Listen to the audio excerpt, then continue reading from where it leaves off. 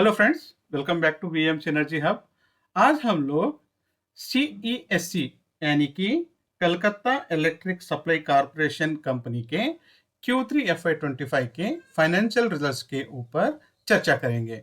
दोस्तों, चर्चा शुरू करने से पहले थोड़ा बहुत हम लोग कंपनी के बारे में जानेंगे। Company RP Sanjeev Goenka group का फ्लैगशिप कंपनी है।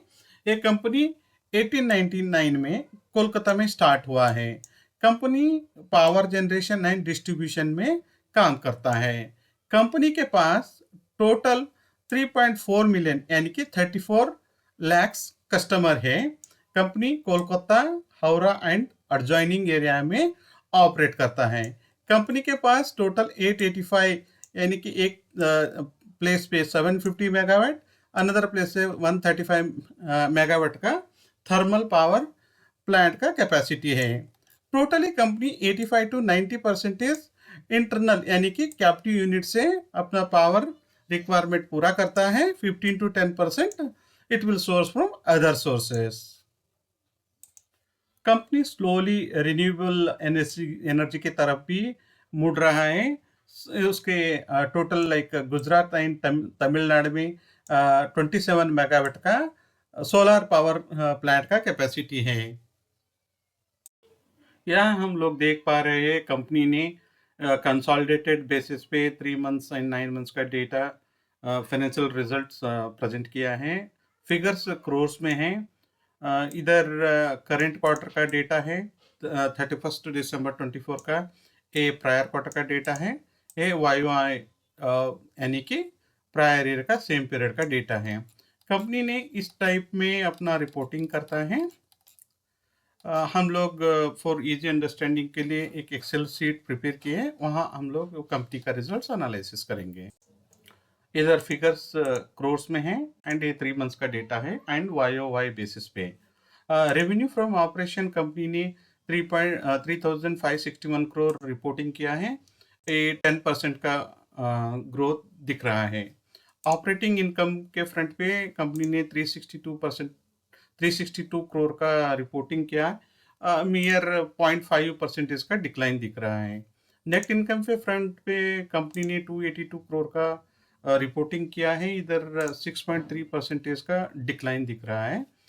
EPS में कंपनी 1.99 रुपीज़ का रिपोर्टिंग किया है। इधर 6.1% का डिक्लाइन दिख रहा है। इधर YoY बेसिस पे कंपनी ने उतना खास रिजल्ट्स नहीं किया है।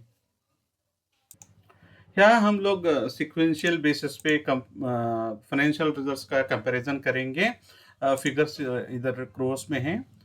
रेवेन्यू फ्रॉम ऑपरेशन 3,561 करोड़ का हुआ है। इधर अच्छा खासा गिरावट दिख रहा है 24.2% का।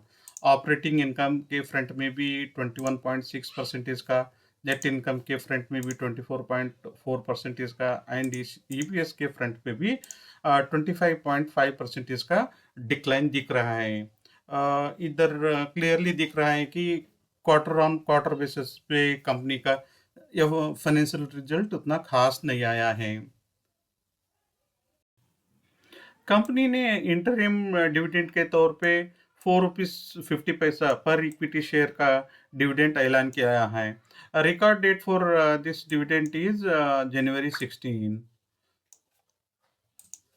कंपनी का Q3 रिपोर्टिंग के बाद शेयर प्राइस में डिक्लाइन देख पा रहे हैं हम लोग। आज कंपनी का शेयर प्राइस में 4.6% का डिक्लाइन देख पा रहे हैं। 5 डेज कंपैरिजन में 11.59%, 1 मंथ के कंपैरिजन में 16.6% का डिक्लाइन देख पा रहे हैं। दोस्तों, इसी के साथ हम लोग कंपनी का फाइनेंशियल रिजल्ट्स का विश्लेषण समाप्त करेंगे। दोस्तों, आप सब लोगों को एक विनंती है, अभी तक आप लोगों ने हमारे चैनल को सब्सक्राइब नहीं किया तो प्लीज़ हमारे चैनल को सब्सक्राइब करिए। इससे हम लोगों को अच्छा मोटिवेशन मिलता है और नेक्स्ट वीडियो बनाने के लिए। सपोज़ आपको हमारा कंटेंट एंड हमारा एफर्ट्स अच्छा लगा तो प्लीज़ शेयर करिए, लाइक करिए। Thank you all.